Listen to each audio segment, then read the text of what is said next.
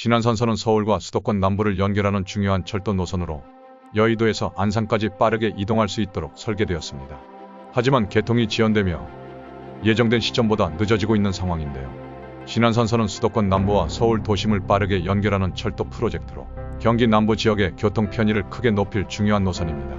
특히 안산에서 여의도까지 이어지며 수도권 남부 주민들의 출퇴근 시간을 획기적으로 단축시킬 것으로 기대되고 있습니다. 이 노선은 44.9km에 이르는 길이로 총 19개 정거장을 두고 수도권 남부의 다양한 지역을 연결합니다. 신안선선은 특히 광명, 시흥, 안산을 주요 거점으로 삼아 여의도에서 안산까지 급행열차로 약 20분, 일반 열차로는 약 40분이 걸리도록 설계되었습니다. 이 노선이 완공되면 수도권 서남부 지역에서 서울까지의 이동이 훨씬 빨라질 전망입니다. 신안선선의 노선도는 수도권 서남부의 주요 도시와 서울을 연결하는 효율적인 경로를 가지고 있는데요. 여의도에서 출발하여 구로 디지털 단지, 광명, 시흥 사거리, 목감을 거쳐 안산으로 연결되며 여기에 원시 송산 구간이 추가로 연결될 예정입니다. 이 구간은 서해선과 일부 공용으로 사용되며 이를 통해 서해안 지역과 서울 간의 물류 및 여객 수송 시간이 크게 단축될 것으로 보입니다.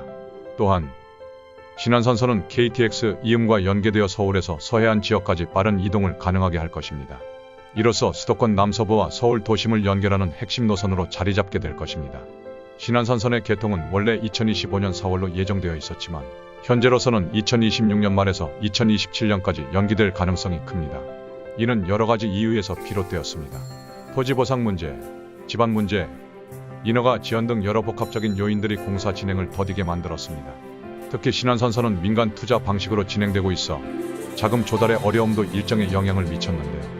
국토교통부는 민간 사업자인 넥스트레인과 협의 끝에 공사 기간을 20개월 연장하기로 결정했습니다. 이에 따라 신안선선의 완전 개통은 2027년 이후로 미뤄질 전망입니다.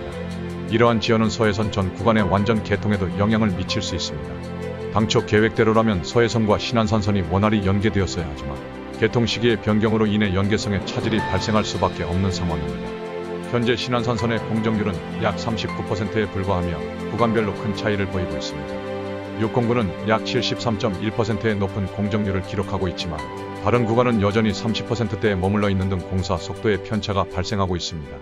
이러한 차이로 인해 전체 공사 진행에 문제가 생기고 있으며 일부 구간의 진행 속도를 맞추기 위한 추가 조치가 필요할 것으로 보입니다.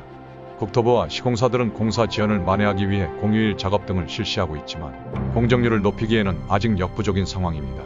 특히 공정률 저조는 공사비 증가와 함께 재정적 부담을 가중시키고 있으며 공사 기간이 길어질수록 금융 비용도 크게 늘어날 것입니다.